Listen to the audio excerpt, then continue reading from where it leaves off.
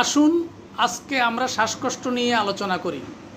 শ্বাসকষ্ট বা ডিসপেনিয়া হলো এমন একটি অবস্থা যেখানে একজন ব্যক্তি স্বাভাবিকভাবে শ্বাস নিতে কষ্ট বা অসুবিধা অনুভব করে। এটি একটি উপসর্গ, নিজে কোনো রোগ নয়, তবে বিভিন্ন রোগ বা শারীরিক অবস্থার ইঙ্গিত দেয়।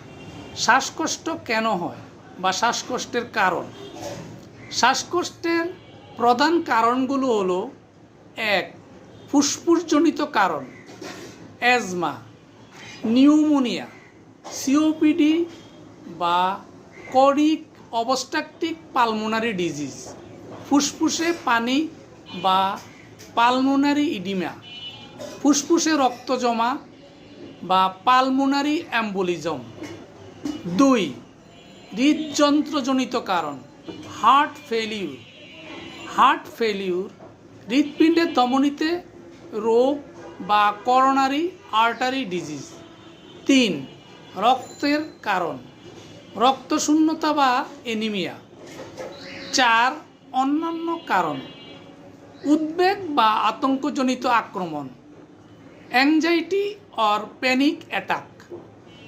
স্থূলতা বা অবেসিটি, ব্যায়ামের অযোগ্যতা। শ্বাসকষ্টের লক্ষণ: শ্বাস নিতে কষ্ট বা তীব্র চাপ অনুভব করা, শ্বাসের গতি বেড়ে যাওয়া, শ্বাসের সময় শব্দ হওয়া বা গুদগুদ শব্দ, ঘন ঘন শ্বাস নেওয়া, শ্বাস নিতে বুকের মধ্যে টান পড়া, শরীরে অক্সিজেনের ঘাটতির কারণে ঠোঁট বা আঙ্গুল নীলাভ হয়ে যাওয়া।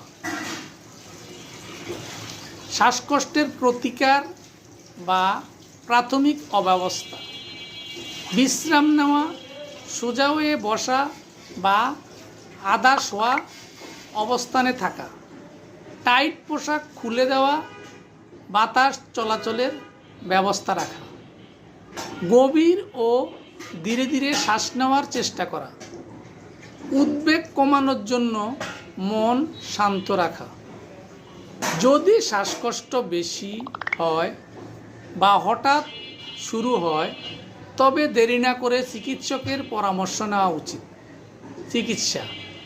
চিকিৎসা মূলত শ্বাসকষ্টের কারণে উপর নির্ভর করে, যেমন অ্যাজমা হলে ইনহেলার এবং ব্রঙ্কোডাইলেটর, নিউমোনিয়া হলে অ্যান্টিবায়োটিক,